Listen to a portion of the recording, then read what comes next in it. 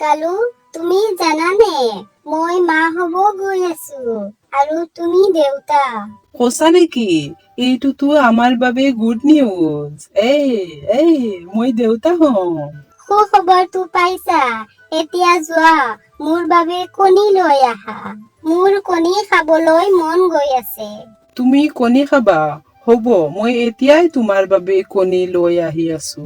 আৰু শুনা, উভতি আহোতে মিনু মাহীৰ দোকানৰ পৰা মোৰ বাবে মেংগো ফ্ৰুটি লৈ আহিবা। হ'ব, ঠিকে আছে। ইয়াৰ পিছত কালু কাউৰী কাষত থকা হাবিত যায়। মোৰ ওচৰতো টকা নাই। এতিয়া মই কণী আৰু ফ্ৰুটি ক'ৰ পৰা লৈ যাম? এতিয়া হাবিত যাওঁ। হাবিত ঘূৰি ফুৰি চাম কৰবাত কণী পোৱা যায় নেকি। আৰু মেংগো মিনু মাহীৰ পৰা বাকী লৈ যাম। এনেদৰে কৈ কালু হাবিৰ মাজলৈ যায় আৰু ইফালে সিফালে ঘূৰি ঘূৰি কণী বিচাৰিব ধৰিলে। কিছু সময় ঘূৰাৰ পিছত সি পাহাৰৰ ওপৰত যায়। তাত সি এটা ডাঙৰ কণী দেখা পালে। আৰে বাহ, ইমান ডাঙৰ কণী! এই কণীটো কালিয়ে খালে কালিৰ পেটটো পুৰা ভৰি যাব। কিন্তু এই কণীটো কাৰ? যাৰেই হওক, মোৰ কি?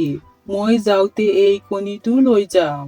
তেনেকুৱাকৈ কালুৱে সেই কণীটো লৈ উৰি গল। সেই কণীটো আছিল এজন চিকাৰী চৰাইৰ। চিকাৰী চৰাই খাদ্য সংগ্ৰহ কৰিবলৈ দূৰৰ হাবিলৈ গৈছিল। এই লোৱা কালি কণী। এতিয়া মই মিনু মাহীৰ দোকানত গৈ আছো মেংগো আনিবলৈ। হয় হয়, যোৱা। ইয়াৰ পিছত কালু মিনু মাহীৰ দোকানত গল। মোৰ ওচৰততো মেংগো ফ্ৰুটি ল'বলৈ টকা নাই। এতিয়া মই এটা প্লান কৰিব লাগিব।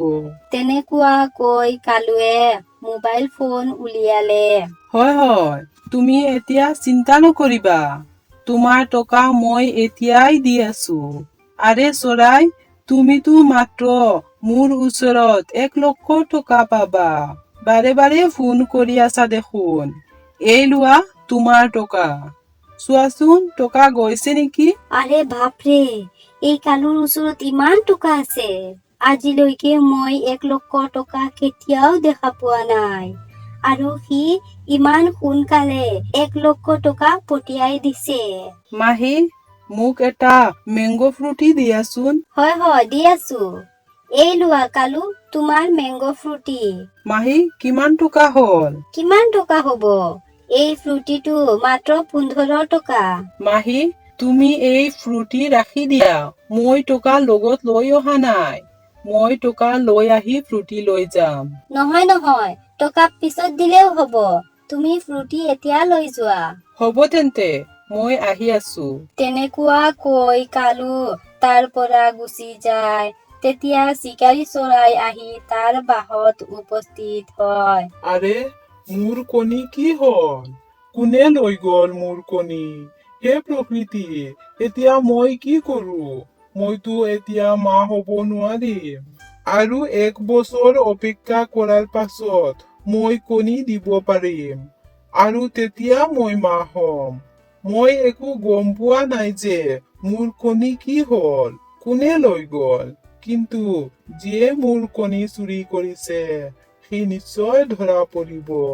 কিয়নো যিয়ে মোৰ কণীটো খাব সিয়ে মোৰ পোৱালি জন্ম দিব।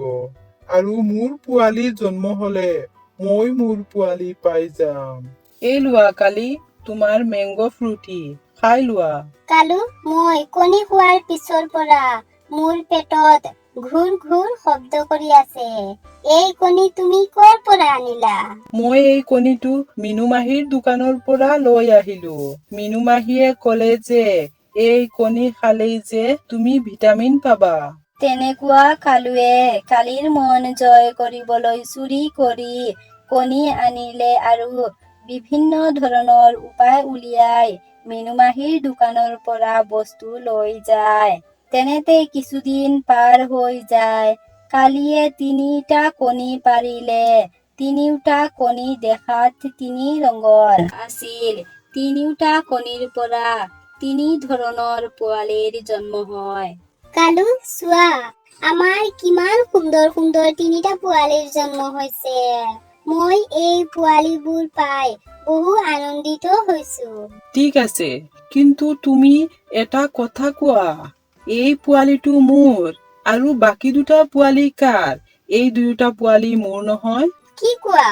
তুমি মোৰ ওপৰত সন্দেহ কৰি আছা? তুমি সন্দেহ কৰিছা কালিৰ ওপৰত? তোমাক আজি মই এৰি নিদিওঁ। তোমাক আজি মই মাৰি দিম। আৰে ৰবা ৰবা, মই তোমাৰ লগত ধেমালি কৰি আছিলো। কোৱা, তুমি এতিয়া কি খাবা? মই তোমাৰ বাবে লৈ আহিম। মই এতিয়া মেংগো ফ্ৰুটি খাম। হয় হয়, মই এতিয়াই লৈ আহিম। ধেমালি কৰি আছিলো বুলি ক'লে, নহলে আজি এই তাক পিটি পিটি মাৰি পেলালোহেঁতেন। কালিয়ে তেনেকুৱা কৈ থাকোতে হঠাৎ চিকাৰী চৰাইৰ পোৱালীয়ে জোৰেৰে মাতিলে। তাৰ ডাক গোটেই হাবিজুৰি বিয়পি পৰিল। আৰে, এই পোৱালিটোৱে এনেকৈ কিয় চিঞৰি আছে? তাৰ শব্দত মোৰ কাণ ফাটি যাব ধৰিছে। আৰে, এই শব্দটো মোৰ পোৱালীৰ। চাও, কোনে মোৰ পোৱালীৰ জন্ম দিলে। তাক আজি মই মাৰি খাই দিম। তেনেদৰে কৈ চিকাৰী চৰাই তাৰ পোৱালীৰ কাষত আহিল। আৰে কালু, তোমাৰ ওচৰত 500 টকা হৈ গ'ল। এতিয়া আকৌ আহিছা বাকী নিবলৈ। তুমি আগতে মোৰ টকা দিয়া আৰু পিছত বস্তু বাকী লৈ যাবা। নহয় নহয় মাহী, তুমি আজি মোক বাকী দি দিয়া। মই কাইলৈ তোমাৰ সকলো টকা উভতাই দি দিম। নহয় নহয়, মই তোমাৰ কথা বিশ্বাস নকৰো। যোৱা যোৱা। তেনেতে চিকাৰী চৰাই কালিৰ কাষত আহি উপস্থিত হয় আৰু খঙত কালিৰ দুয়োটা পোৱালি খাই পেলালে আৰু কালিকো মাৰিবলৈ ধৰিলে। তুমি কোন? মোক মাৰি আছা কিয়? তুমি মোৰ পোৱালি দুটাও খাইছা কিয়? দুষ্ট চৰাই, তুমি মোৰ কণী কিয় চুৰি কৰি খাইছা? ইমান ডাঙৰ কণী, কণীটো তুমি চুৰি কৰি আনি খাই দিলা। তোমাক আজি মই মাৰি দিম। মই তোমাৰ কণী চুৰি কৰি খোৱা নাই। কণীটো মোৰ পতিয়ে মিনু মাহীৰ দোকানৰ পৰা কিনি আনিছে। মই কণী বিক্ৰী নকৰো। তোমাৰ স্বামীয়ে কণী চুৰি কৰি আনিছে। আৰু তুমি যে ইমান দিনৰ পৰা ফ্ৰুটি খাই আছা, এই ফ্ৰুটিবোৰো সি মোৰ দোকানৰ পৰা বাকী আনিছে। এতিয়া তোমালোকে মোৰ পইচা দিয়া। মোৰ পইচা নিদিলে মই তোমালোকক মাৰি দিম। আৰু নহলে মই গৈ গোচৰ দি আহিম। অ চোৰ, তুমি মোৰ কণী চুৰি কৰিলা। ৰবা, এতিয়া তোমাক মই মাৰি দিম। তেনেকুৱা কৈ চিকাৰী চৰাইয়ে কালুক মাৰিবলৈ ধৰিলে। ইয়াৰ পিছত সি তাৰ পোৱালীক লৈ গুচি যায়। এই কালি, কি কৰিবা? থানাত যাবানে মোৰ পইচা দিবা? তুমি এতিয়া যোৱা, মই তোমাৰ টকা সন্ধিয়ালৈকে দি দিম। হয় হয়, মই গৈ আছো। মনত ৰাখিবা, মোৰ পইচা দি দিবা, নহলে পিছত অসুবিধা হব। তেনেকুৱা কৈ মিনু মাহী ইয়াৰ পৰা গুচি যায়। এলেহুৱা, কাম কৰিব নোৱাৰে। ইমান দিনৰ পৰা বাকীত ঠাণ্ডা আৰু চুৰি কৰি কণী আনি খাবলৈ দিছে। তোমাৰ এনেকুৱা দুষ্ট চৰিত্ৰৰ বাবে মোৰ দুটা পোৱালি হেৰাল আৰু মাৰো খালো। আজি মই তোমাক এৰি নিদিওঁ। আগতে কোৱা, এই পোৱালি দুয়োটা কাৰ? তেনেকুৱা কৈ কালিয়ে কালুক পিটিবলৈ ধৰিলে। মোৰ ভুল হৈছে, মোক ক্ষমা কৰা আৰু তেনেকুৱা ভুল মই কেতিয়াও নকৰো।